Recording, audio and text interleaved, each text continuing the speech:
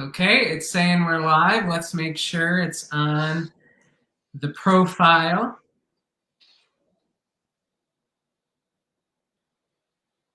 I see us. We're good. Welcome, everybody, to your favorite place with your two favorite people. This is the next episode in the Redemption series, and we have an amazing guest for you, a friend, my coach, a client of mine as well in the past, and yeah, I'm really fucking excited to have you here, Brad. And so, for anyone that's listening, let us know if you're here live. If you're watching the replay, let us know you're watching the replay. You can just write it in the comments. And Brad, would you like to introduce yourself, what you do, and we'll go from there.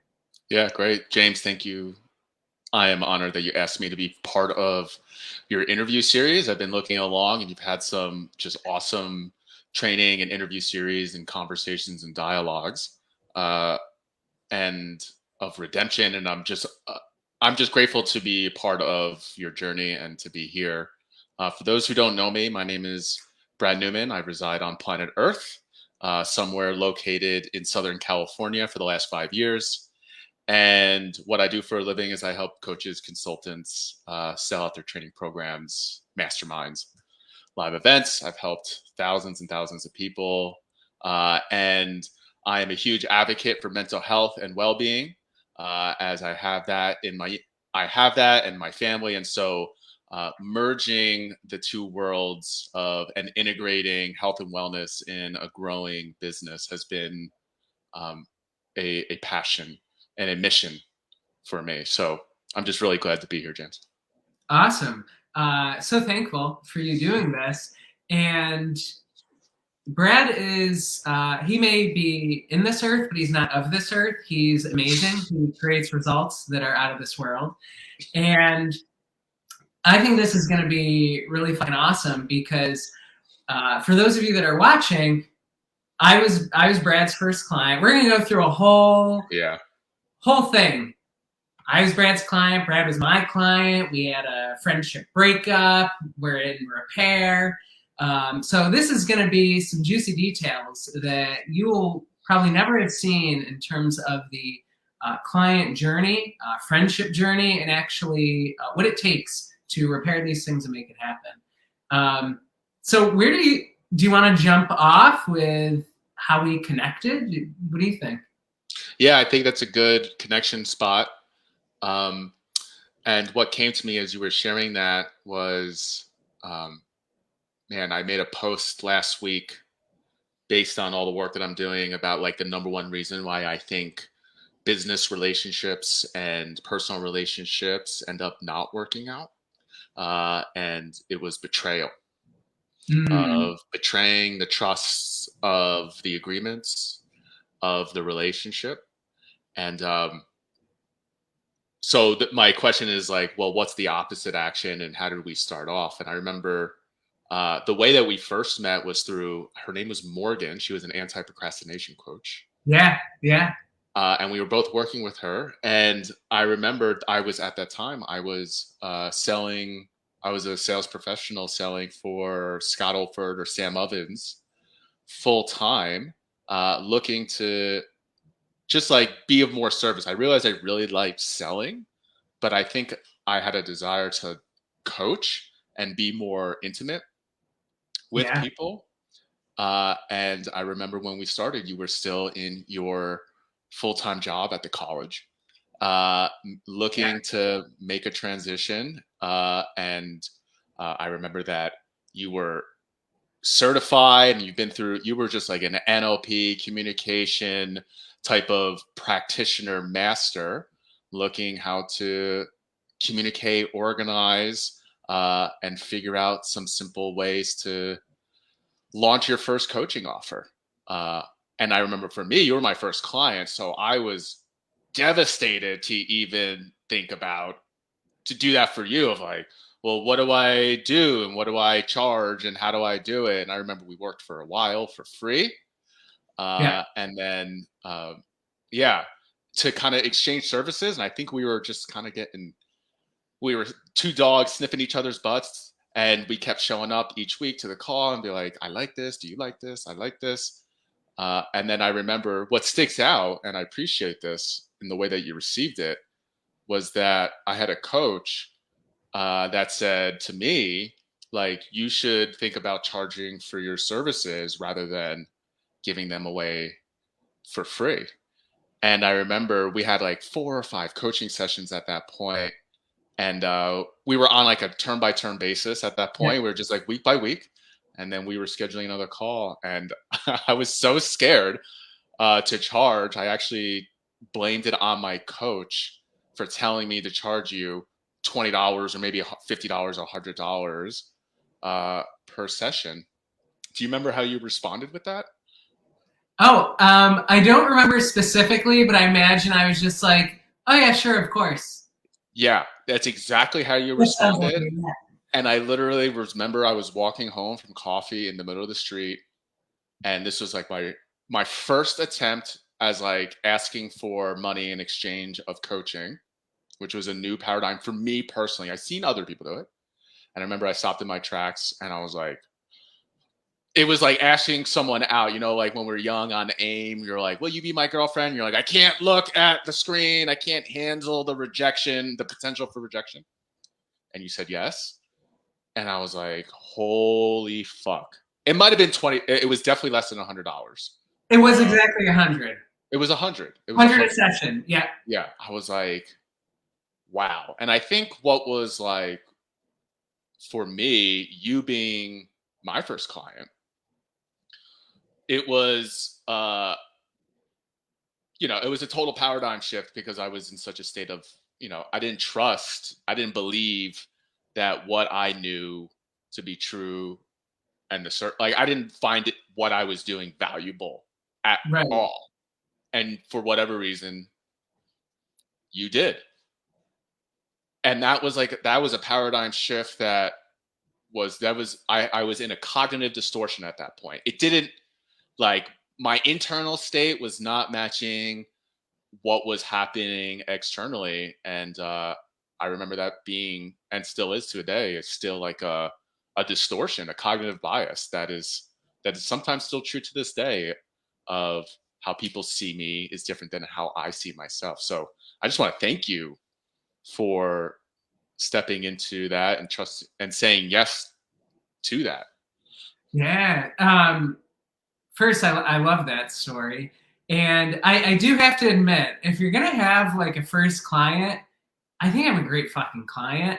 I remember, because I was working in education at that point, didn't want to be in education. So I've always just created my own position. I was able to create my own hours, and like, I just negotiated the shit out of everything. I had people working and like just doing stuff so I could work on the business. And I remember I had to be at the college. I think it was our first call. And I'm like shitting my pants because the subway was shut down in New York City for whatever reason at a stop. And I'm like running to get to the first call. And I'm like, Brad, I'm so sorry. Like, I'm 10 minutes late. This will never happen again. And you're just like, oh no, that's cool. You're good.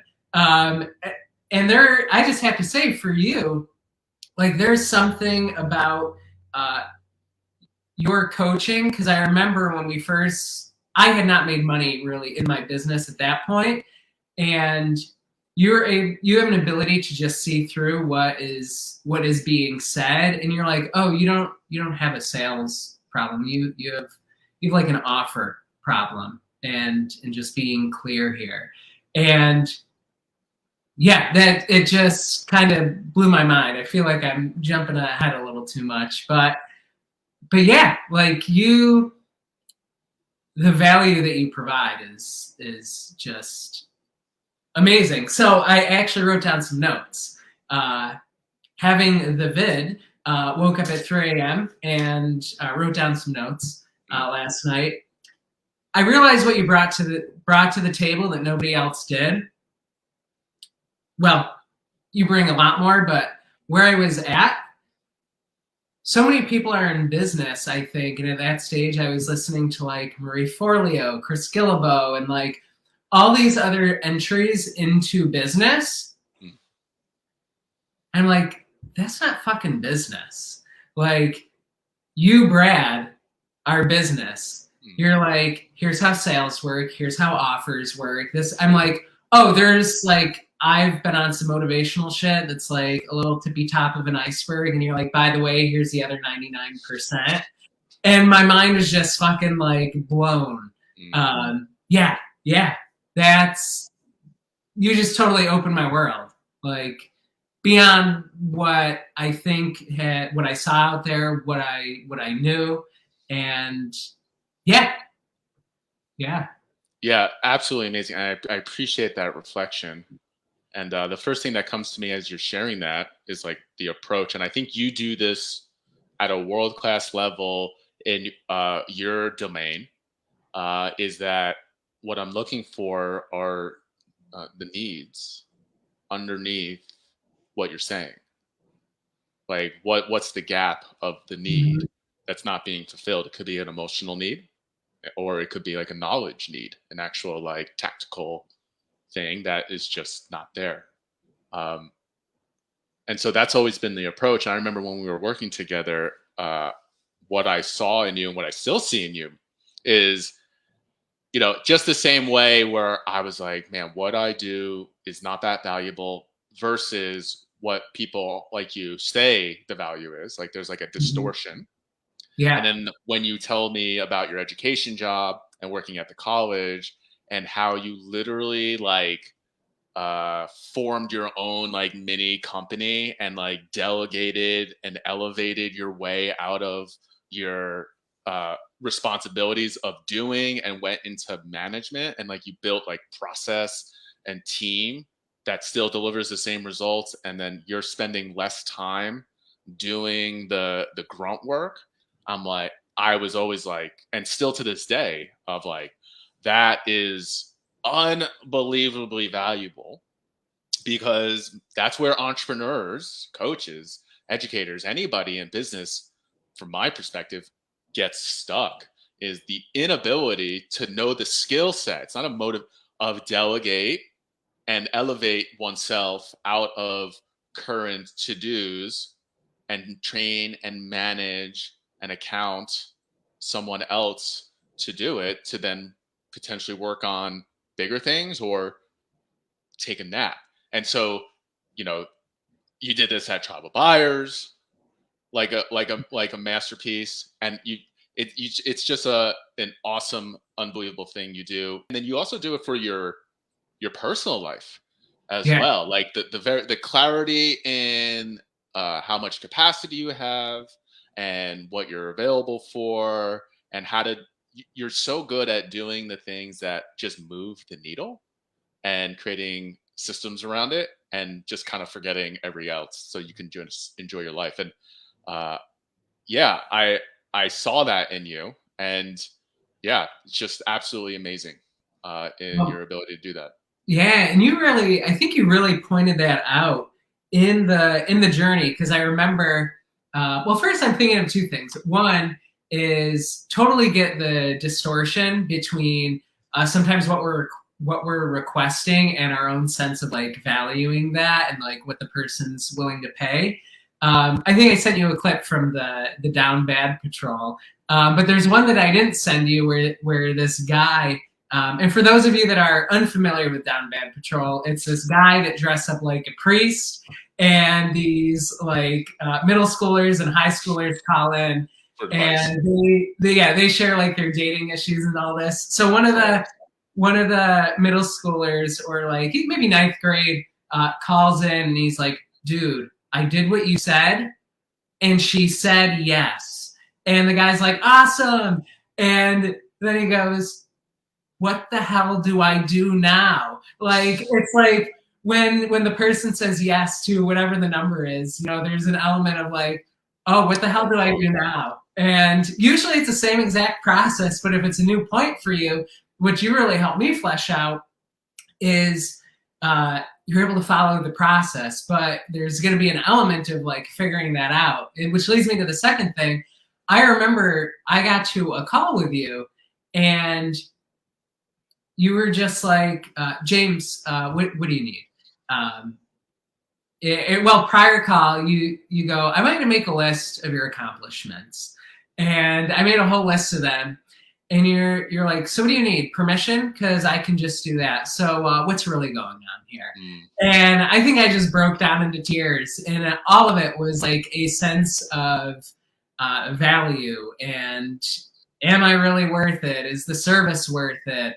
And you really brought me through like how to manage that, because it's not a thing that just like necessarily disappears, because it's one of those things that arises when there's new levels, but actually steps on how to manage that. And like you're like, how about you rub your shoulders and your chest? And I was like, holy shit, I've never felt this good in my life. Like I didn't know I could even do this.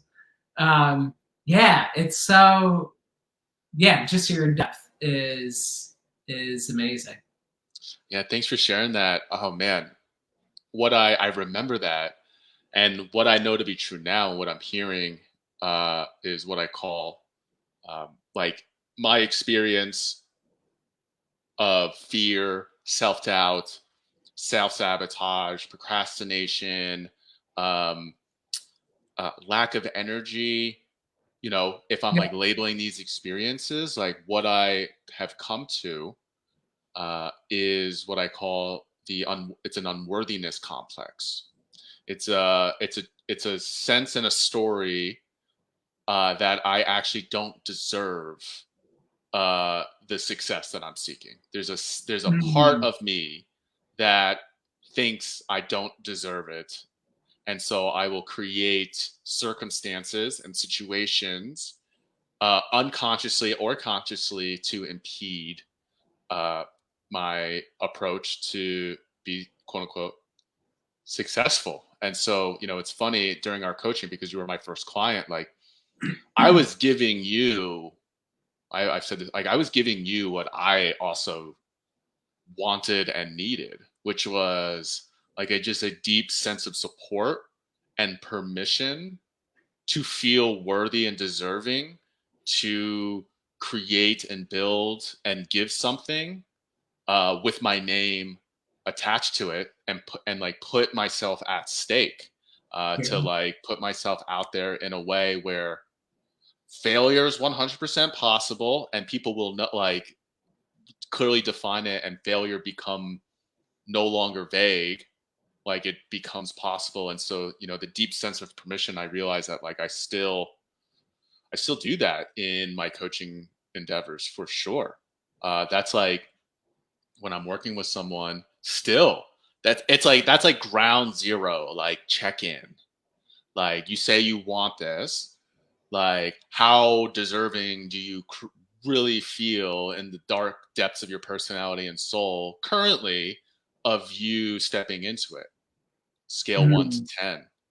And that's where we start. And then we'll get onto the business tactics, because that's usually an emotional landmine, as Jesse Elder calls it, like an emotional landmine of someone coming into a training, coming into a program, and if that's not addressed and highlighted and needs satisfied, like when I say like giving a client what they need in order to be successful in the training program that you have, like if that doesn't go highlighted or checked in with, then they could potentially self-sabotage everything, that instructions that you're giving them. So I just really appreciate you highlighting that. And that's also what I want in terms of when I join services and stuff like that. So I just appreciate you sharing that. Yeah. And, you know, I actually think this is a good segue, I guess, into chapter 2 a bit. And I also want to, you know, thank you because, you know, it's through your coaching that you actually help save the relationship with Ellie and I. I remember you recommended that I do Landmark, and it was before that point, but I think, you know, you had gotten done and you're like, there's a framework, James, and I want you to write a letter. And I'm like, oh, I'll write a letter. And so I really address with Ellie, you know, because sometimes I always like the phrase, the truth will set you free. And most of us, you know, related to the sabotage are holding on to whatever it is because we think it's wrong, or we see something that appears differently in the outer world or the way it's promoted to us. And so I shared what was happening in our relationship. And we wrote the letter, or I wrote the letter, and you had me read it to her. And it really shifted the complete experience. Yeah. So. Wow. That you just jogged my memory of that assignment. That was probably the most impactful part of our coaching. Mm-hmm. Yeah. Wow. What makes you say the most impactful? What's coming to me is, a lot of this, my experience shows me on how I approach business and people in business. And then it's like how I do business is kind of how I'm doing the rest of my life, like how I'm approaching my relationships in business. I'm kind of just modeling what I'm doing in my partnership. And so, you and a couple other clients I've had, their biggest breakthroughs on how to, the biggest breakthroughs for them came from nothing to do with business and to complete relationships in their in their support structures. So they felt supported and clear and complete, to then go back into business and grow, because growth is uncomfortable, and we need support structures of people in our corner who believe in us, that are clear, that are energetically rich, and rejuvenating. If those aren't around us in business, holy moly, I've seen myself and others kind of just crumble. So the fact, I remember we helped you write it, and it was landmark completion process that, and the fact, this is why you were the best client ever, was that you were willing to do whatever it took in order to meet yourself in a new way, Right.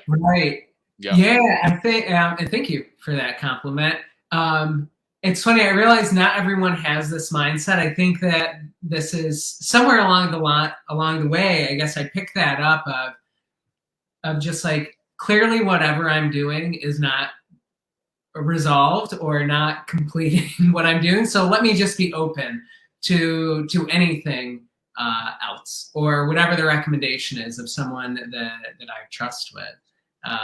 So yeah, thank you for that, because we're clearly still together, and it's only gotten better. Amen to that. Yeah. Should we go into chapter 2? I think so, yeah. Okay. So I guess I'll open with this one, because we had actually, should we talk about how our chapter 1 ended, or we'll wait? How our chapter 1 ended? How did it? Maybe I forgot. How did it end? Let's talk about it. Yeah. So I think part of your journey in the in your well-being and the mental health and moving through those things, I think we had our last session, or maybe it was our 2 sessions, and then you disappeared. And patterns. And right before then, we had connected, and I started with Tribe of Buyers, and then I saw you in California while we were running the mastermind. And you were, I think you were just in a place where you felt like, well, I don't know what you felt. Ooh. And I'm feeling it now. I know what you're speaking about. Yeah, and so what you began to share with me was that in your experience, when the container is ending, or the perceived ending, it's like a feeling of you've lost a relationship or it's ended. So yeah, you can take a breath. I'm literally in it right. I know I'm feeling it right now. Yep. Yeah, and so and I really just had a lot of love and compassion, and what I actually think is your strength and your power, because what has allowed you to be an amazing coach is to speak about your experience, even if sometimes it's after the fact, you know. And we'll talk later, but I think one of your strong abilities is to repair. Because I've had friendships that have not repaired. Mm, I've had friendships that the people didn't even respond to me. mm, So I think even as that happened, I had a lot of love, like a lot of compassion, and it wasn't ending for me, but it was ending for you. mm. Wow. Talk about Imagine through a moment. talk about future pacing as well at the end of chapter 2 as well. Yeah, yeah. Yeah. Should I You're cut going that? through a moment, and I'm smiling. No, it's good. We're highlighting because this is a survival pattern that is just there for me, Hmm. and it's the only way I can describe it is like uh, the you if you've ever had someone who unexpectedly died that you were so close to, and the soul ripping grief that happens of like the shock for the shock of the grief, um before you go through the grief cycle, that's what like starts to emerge for me. And then because I didn't have tools and understanding and integration, I'm still integrating. The only way I knew what to do with it was to dip the fuck out, right? Hmm. To like, it's not that I don't love you, but I think you're dead. Like Yeah, that's the story and the pattern. And so, yeah, that's really interesting that I honestly don't even remember how that chapter ended. I remember how chapter 2 ended. yeah, Same way. yeah. Uh, yeah, man, thank you for highlighting that, and thank you for being so graceful. Uh, being trauma informed in coaching is critical, man. Holy moly. And you know, I'd say, you know, I always find it fascinating when people use the word trauma informed.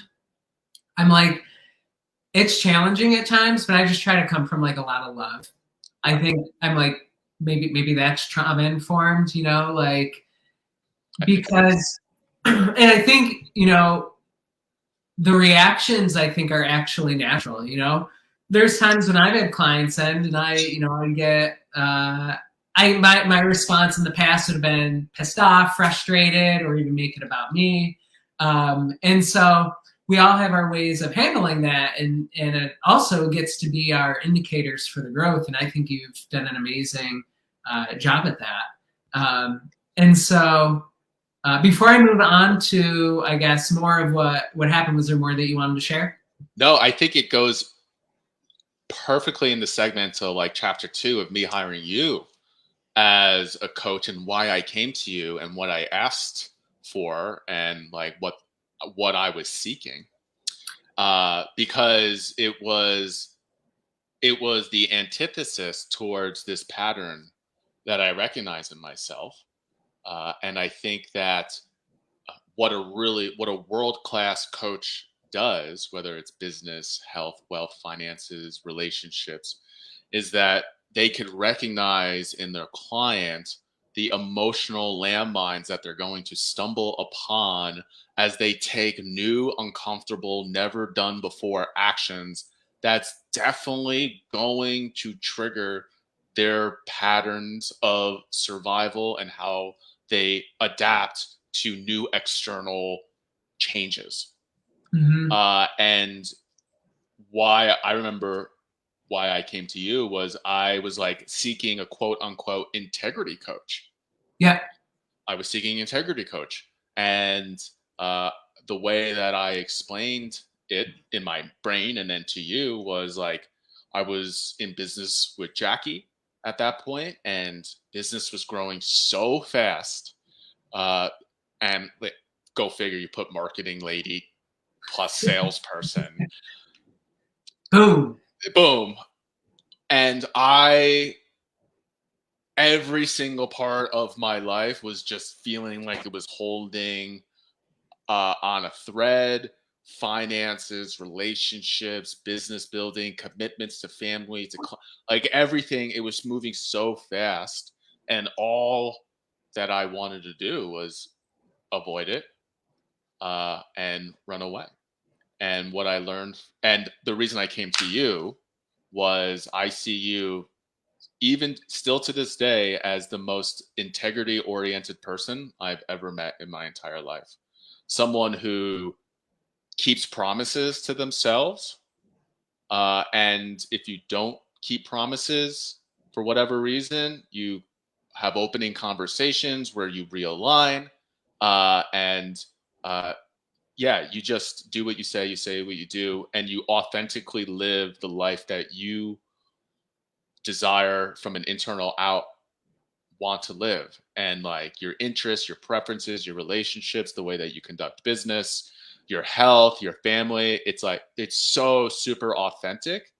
And the integrity to your own authenticity and creating that is something that I still truly desire. And that's why I came to you and I was like, you're a phenomenal coach, and I just deeply, deeply, deeply respect the way that you show up and the way that you coach. And I know that you know me honestly better than a lot of people, especially more than any other coach knows me in a coaching capacity.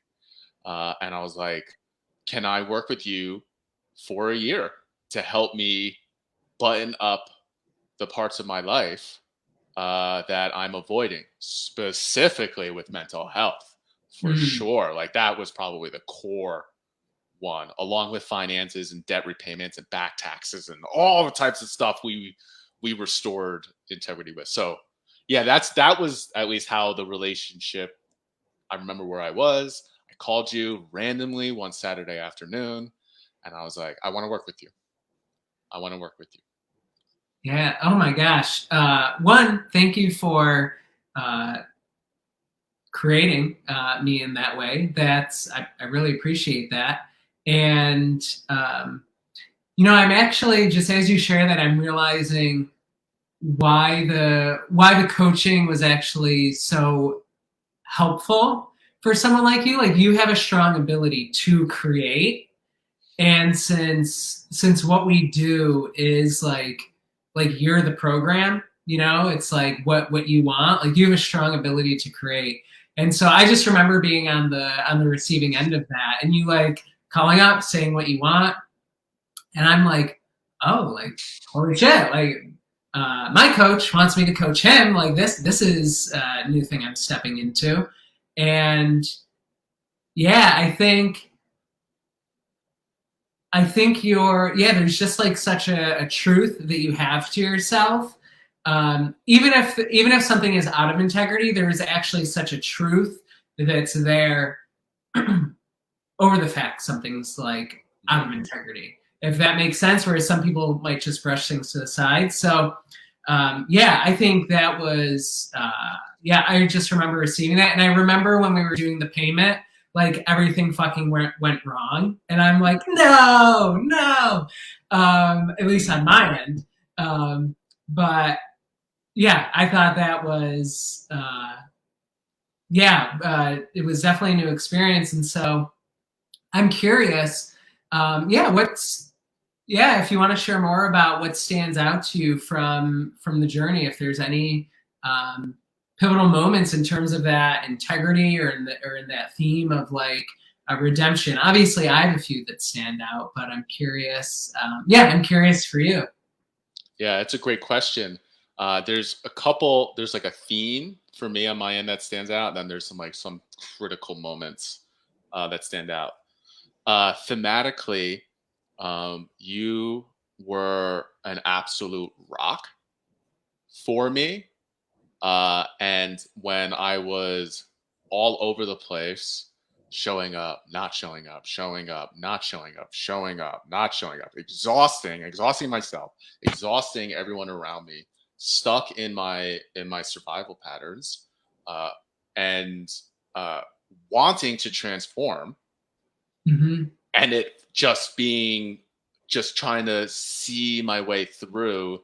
You were just like there holding strong, at our time commitments, at our container commitments, at our exercises commitments, as our next steps to step in, to ask for more money, to go for mental health, to pay back debts and finances, to restore.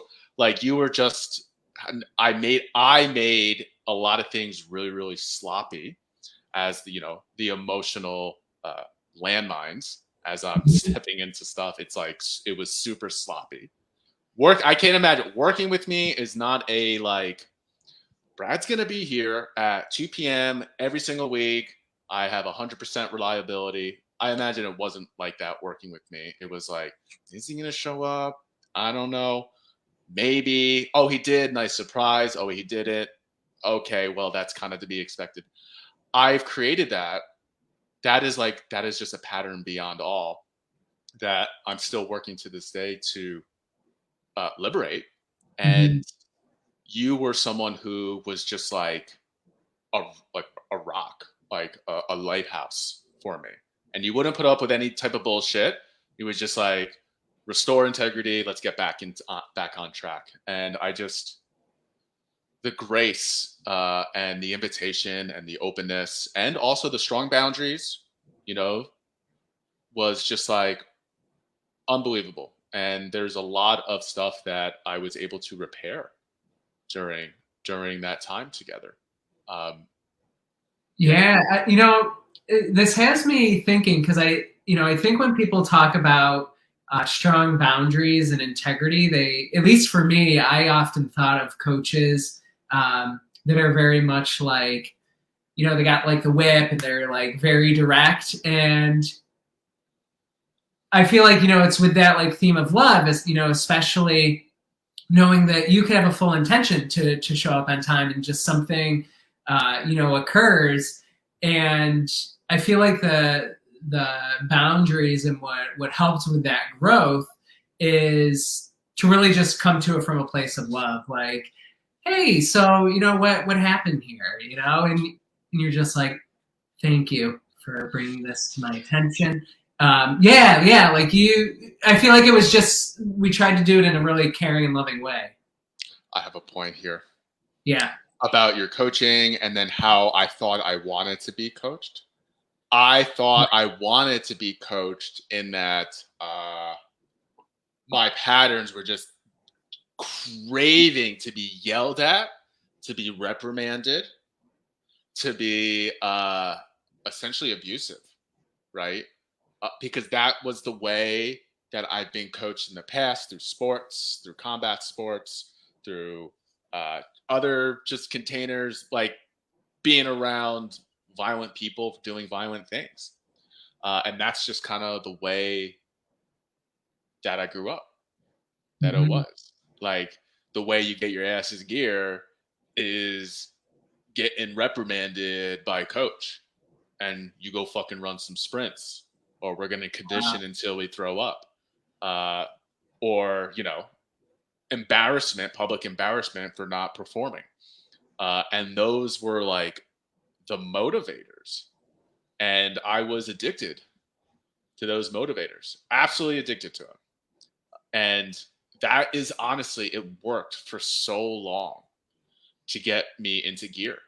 And you kind of fucked up my day, right? You showed up in a way where I was wanting something so deeply, but it's not actually what I needed. What I needed was understanding and love and care and compassion, and giving me a new lens and approach to how I show up for myself from an internal out inspired versus an external fear of being punished, essentially. Mm-hmm. And so I just, yeah, that was probably thematically in the approach of what I was desiring. And no wonder I run away.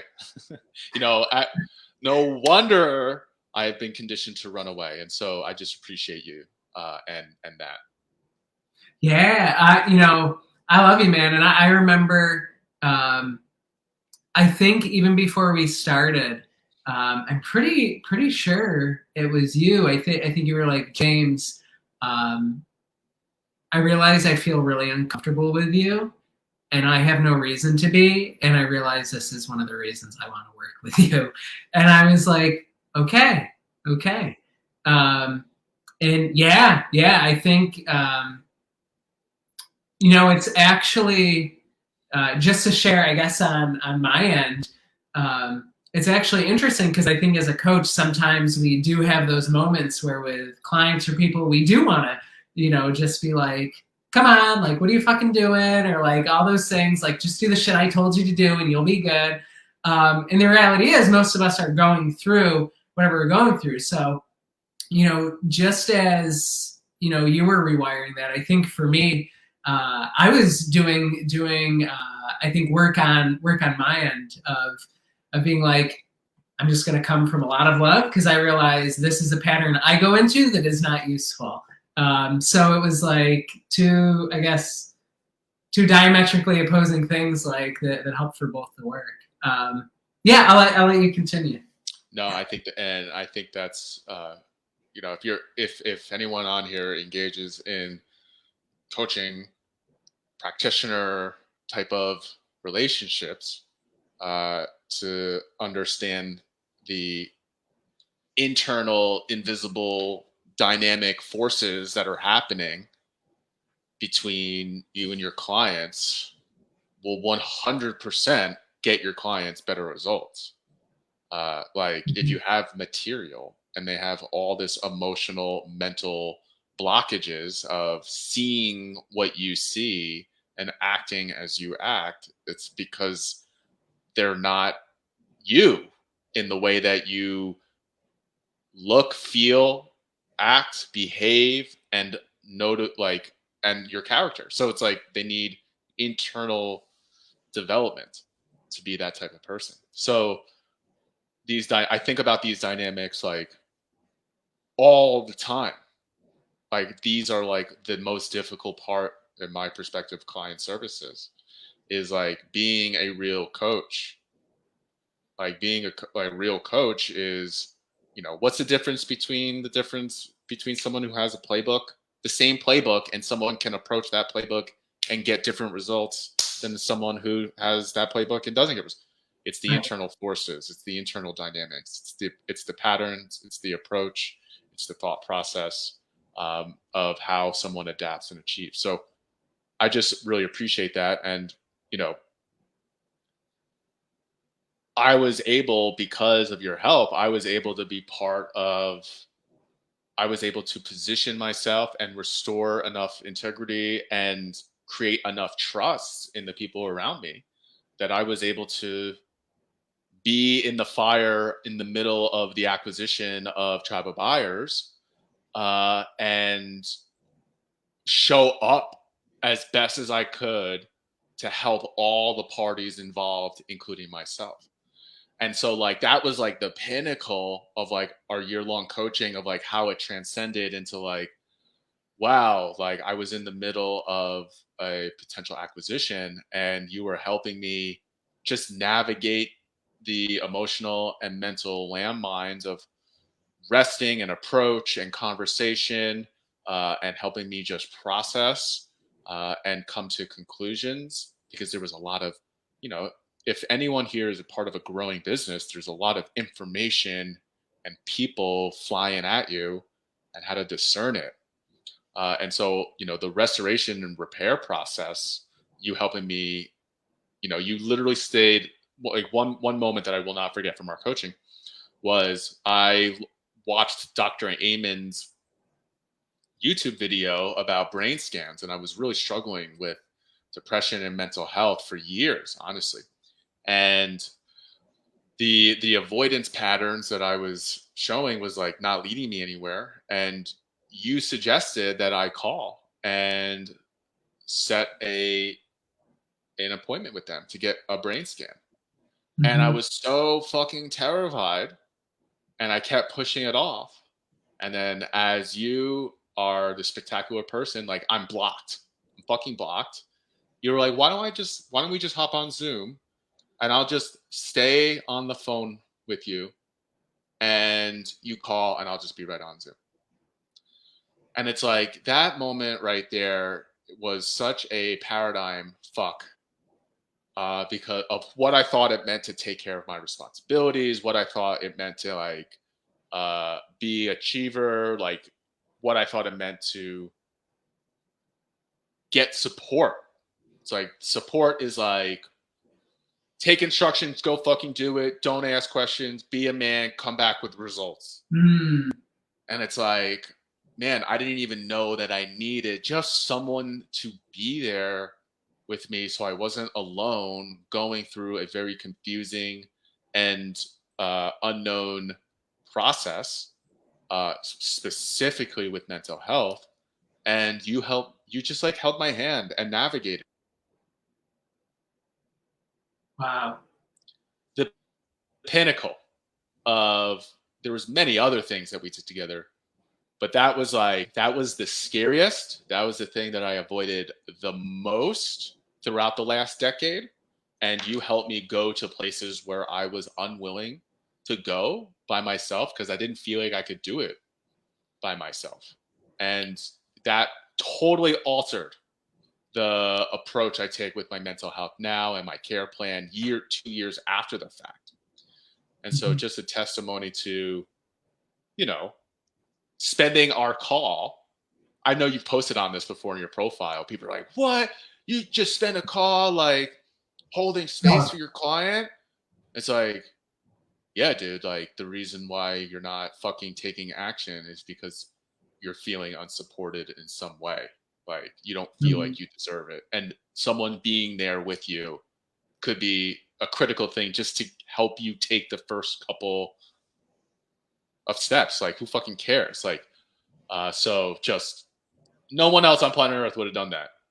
And that didn't come like in your coaching package. Like that was just something that you sensed that could be helpful. And so just amazing, man. So thank you. Yeah. Yeah. And I think that that's really, I think that's, you reaching the Amen Clinic, I think has inspired a lot of um, just a whole trajectory for you with, healing a lot of the mental health. And also, I think sharing things in such a way that really helps other people. I distinctly remember us being on the phone and the woman was talking and she's like trying to do this different stuff.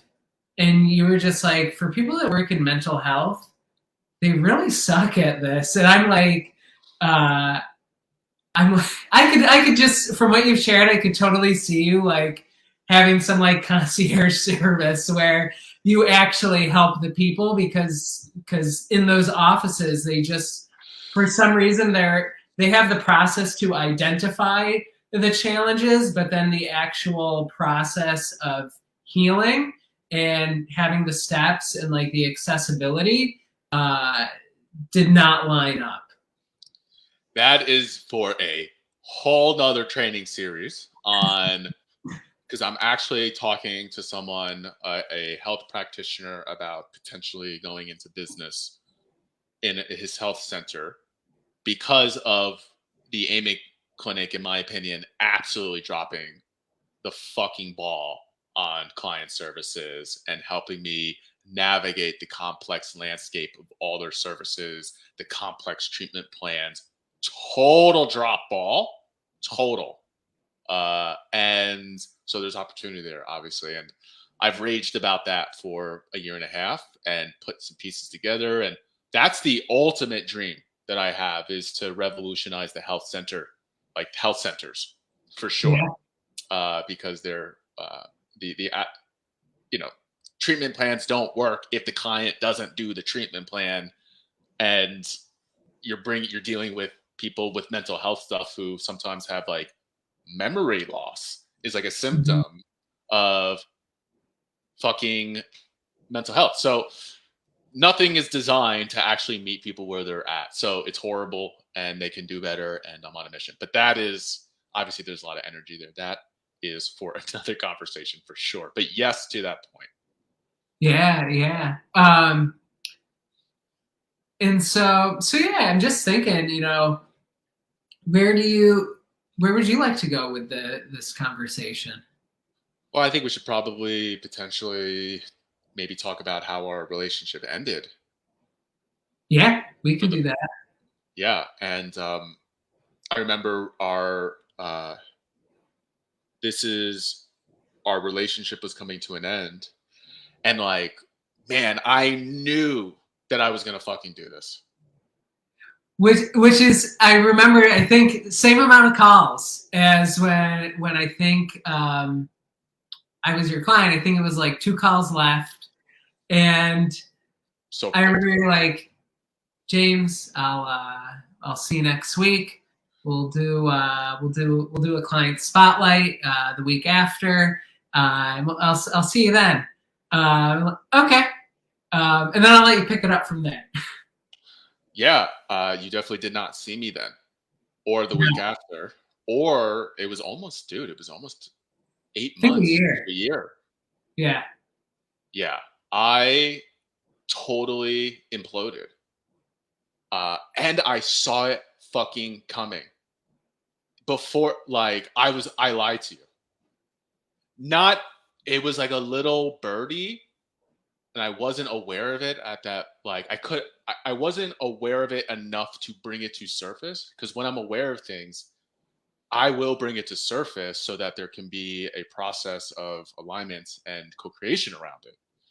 But it was like it was there and the acquisition just happened and I was like about to go into a 90-day period of like merging, and it was like the highest level workload I've ever had in my entire life as the interim CEO, and helping, we had to fire people and merge programs and bring two business, like it was just and so I used the excuse of like I don't have time for this.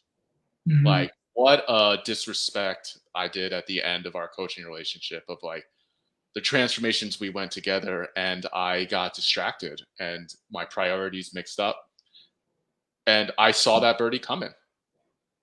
And I blamed being busy, and I'll get to it later, as the way to not experience the fear of the relationship ending, and the same pattern coming up for me.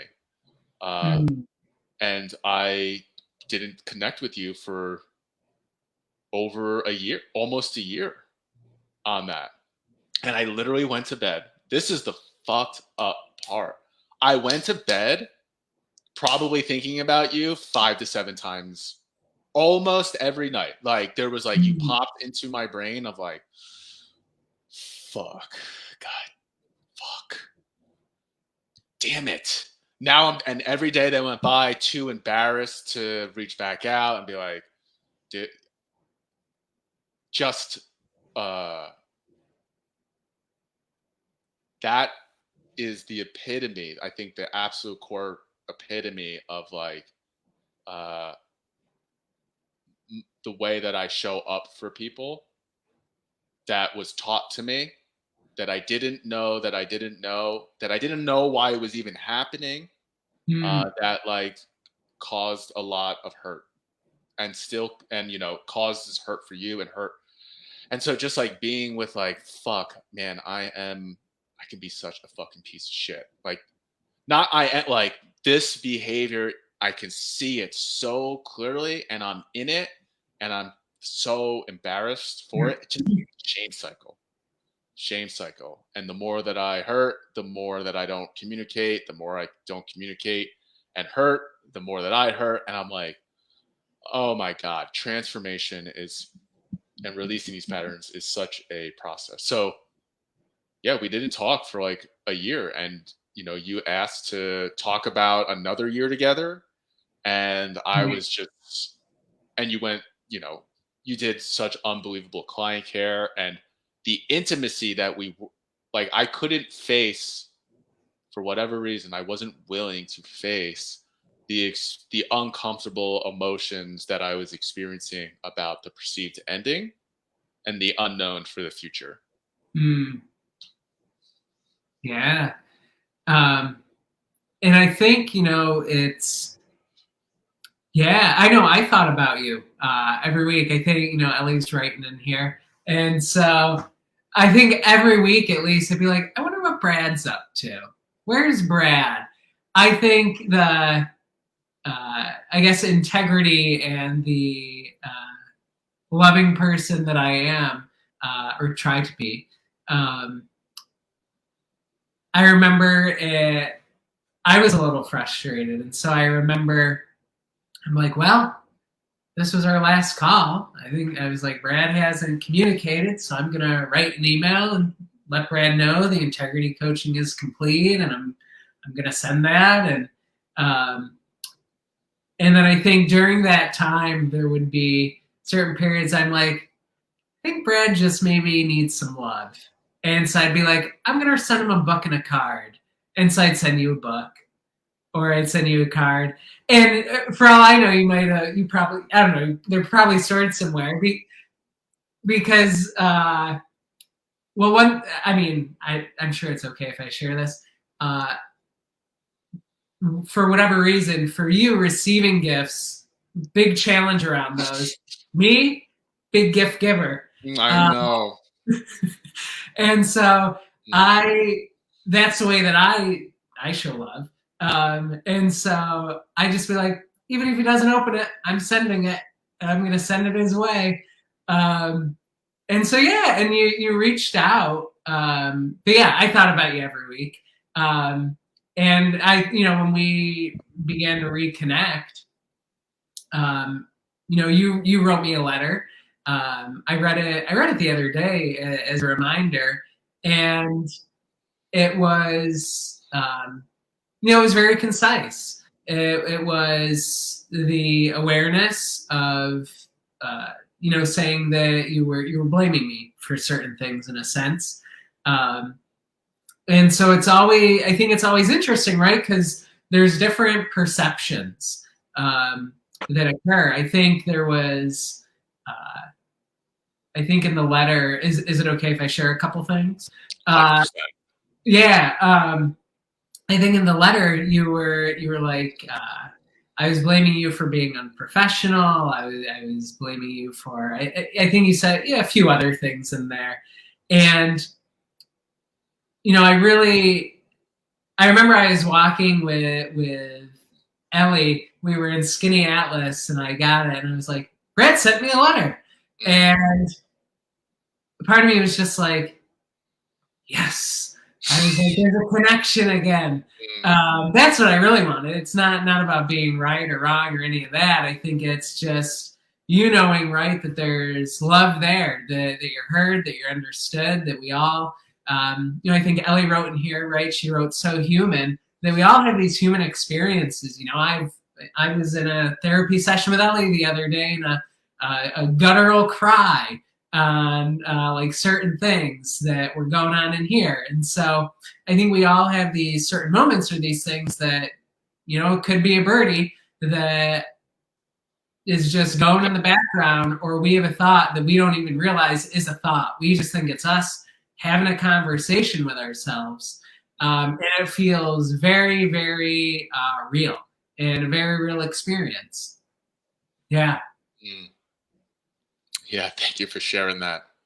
Uh, and I remember when we then hopped on the call right after that letter, and like I took responsibility for the disrespect of our relationship and the disrespect of your work that I did by not communicating.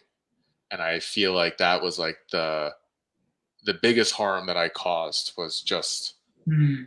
at least from two men, of like disrespecting, like I disrespected you and I disrespected our relationship, and I didn't bring honor or completion to it. And I could have, and I could have.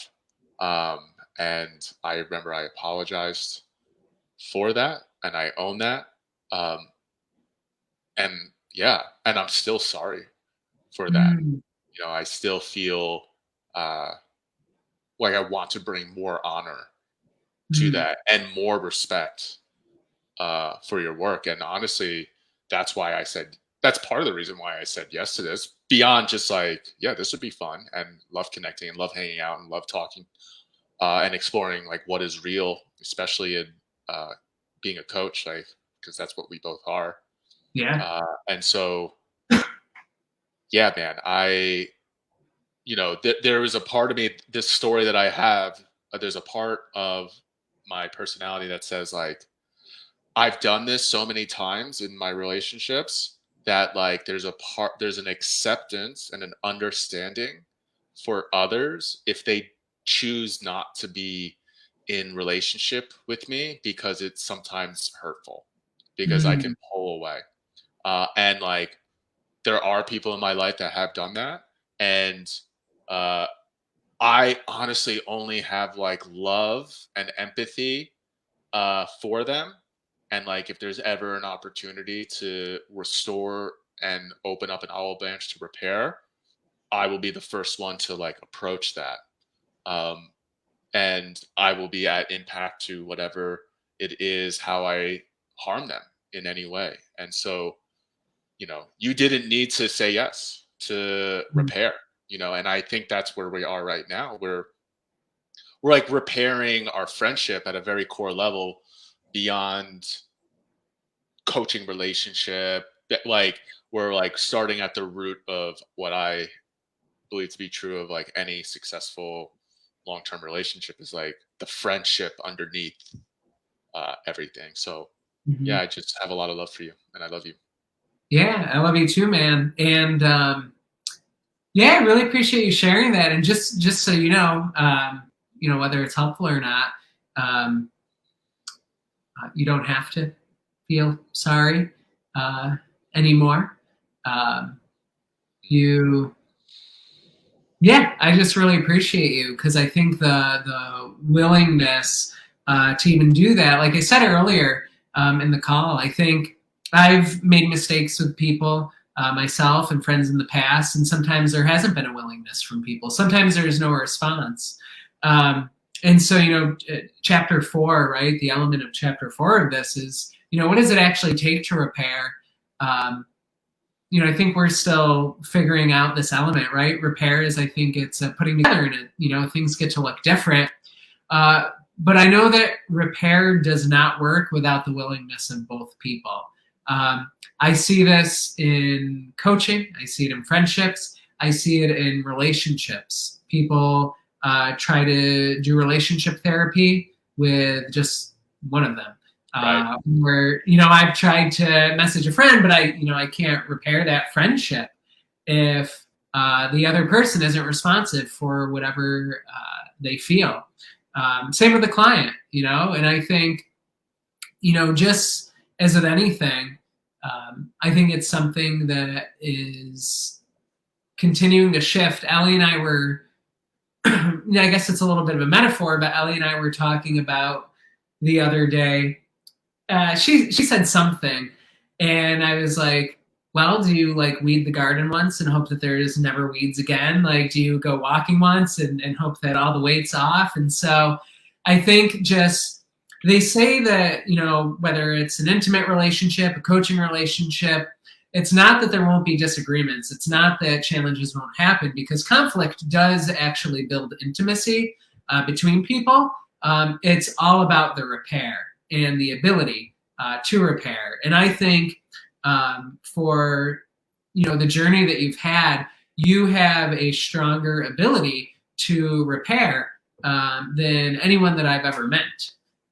And you continue to iterate faster and grow. And I think through it, you're actually really getting to know yourself. And I'll share for me, I have friends, but I think in the coaching space, um, you're one of the closest friends and connections that I have. And I think just as men, there can be challenges around intimacy and what does actually healthy connection look like and being supported and how frequently do you reach out to someone and like because you want it to be a good balance. And so I think it just as much of it's been a growth process for you, I think it's been a growth process for me as well. Mm, amen. That was perfect. I think so. That was perfect. I love you. I love you. Thank you for having me on this, James. This was just honestly connecting with you and recounting and relating and sharing stories of our Yeah. relationship and how it's progressed makes me feel closer to you. Uh, and I just had a lot of fun. I'm just really grateful for where we're at right now in our repair process. And I think, it is, I think you nailed, if it's a nail, you hit it on the head with a hammer, that the commitment for any long-standing relationship is 100% commitment with each other to have a repair process and to do repairs together. Mhm. And Yeah. if that is there, then there's a chance for a friendship. And if there's a chance for a friendship, then there's a chance for other different, more committed dynamics to happen in the future. Whether it's two friends right here, or past client and client, or like any other type of business relationship or personal relationship. Yeah, just as we're tying this up, what I think is really important is for people to know, like, their truth will set them free. Even if it's even if it's an uncomfortable truth. Just as when you were coaching me in the beginning, and the Ellie and I were dealing with issues of attraction, and I had to share what was true for me in that moment. It felt like the end, but by sharing it, I was actually able to get to another side. Mm-hmm. And so I think, just as, whether it's a coaching relationship, if there's an experience with your coach and there's something bubbling up, or it's a friend, it's trusting to have the space that you can share that and it to be received. And if it's not, they actually might not be the right person for you, because you want to be able to share that. Yeah. Amen. Cool. And yeah. And one more thing before we wrap up, and this is a download for me, is like, if someone wants like $1 million coaching business, like, it's just math, right? It's 20 clients at 50K, or 30 clients or 33 clients at 30K. Like, it's not that many people, and it's less than the cognitive load. There's a study that says, like, you can only have like 250 relationships. Otherwise, like, that's all that are human. Like, it's not that many relationships. So for me, I'm on a journey to figure out, how can I serve people to the core of their being in a way that will generate more economic value for them for years and years and years and years to come. And like, having and spending my time sharing what I know to be true about business, while creating underneath that, what's really being created is like friendships for a lifetime, to be honest. Yeah. So that's my journey, and I just so appreciate your journey and our journey together, man. Yeah, right back at you. In case people want to find you, where should they go? Or just on Facebook? What's the best way? I was gonna drop my my address. You can just come over. I got an open door policy. I live in Encinitas, California. You can text me on my personal phone. No, you can just follow me on Facebook, Brad Newman. I have a bunch of celery juices in the picture. Add me, say hello, say that you found me on the interview with James. Happy to connect and Cool. just connect. Yeah. Perfect. And for anyone looking for more interviews, to really talk about the things in business that nobody does, you can go to givememygoodies.com, and I got some good stuff there for you. And as well, if you're interested in coaching or finding out more about me, you can go to jmwhitman.com. Thank you, Brad. I love you all, and we'll talk soon.